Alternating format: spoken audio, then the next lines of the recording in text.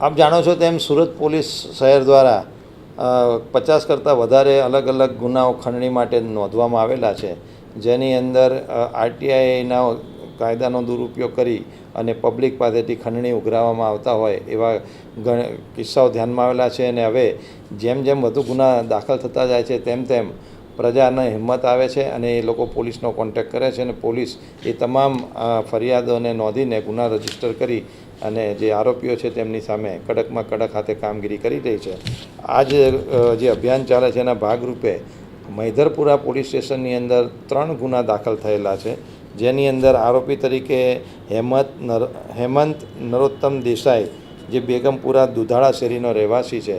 આ વ્યક્તિએ અલગ અલગ 3 વ્યક્તિઓ પાસેથી ખંડણી માગેલી હતી, જેની અંદર એક વ્યક્તિ પાસેથી એણે ગેરકાયદેસર કન્સ્ટ્રક્શનની અંદર બ્લેકમેલ કરી 50,000ની માગણી કરીને 4 લાખ રૂપિયાની ખંડણી માગેલી હતી.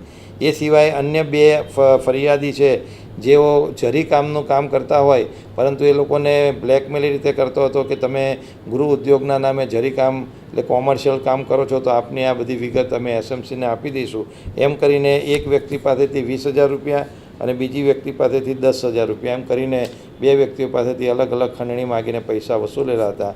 જે આ ગુનાઓ દાખલ થઈ રહ્યા છે તો આ બધા ફરિયાદી છે હવે હિંમત કરીને પોલીસનો સંપર્ક કરી રહેલા છે, તો તમામની ફરિયાદ નોંધીને ગુનાઓ નોંધવામાં આવે છે. તો આમ હેમંત જે દેસાઈ છે તેની વિરુદ્ધમાં મૈધરપુરામાં 3 ગુનાઓ દાખલ થયેલા હોય એની ધરપકડ કરી અને આગળની કાયદેસરની કાર્યવાહી કરવામાં આવી છે. એ જ રીતે લાલગેટ પોલીસ સ્ટેશન વિસ્તારની અંદર પણ એક ગુનો બીજો દાખલ કરવામાં આવેલો છે, જેની અંદર 2 આરોપી પકડવામાં આવેલા છે, જેની અંદર શાકિર હુસૈન બરકત અલી લાખાણી, જે રામપુરાનો રહેવાસી છે, જે લાલગેટ પોલીસ સ્ટેશન વિસ્તારની હદ છે, અને બીજો છે મોહમ્મદ શફી ઇબ્રાહીમ અંસારી, જે સૈયદપુરા લાલગેટનો રહેવાસી છે. જે આ શાકિર હુસૈન લાખાણી એ પોતે દરજી કામ કરે છે અને અગાઉ પણ એની વિરુદ્ધની અંદર આ રીતે ખંડણી માગવાના ગુના નોંધાયેલા છે.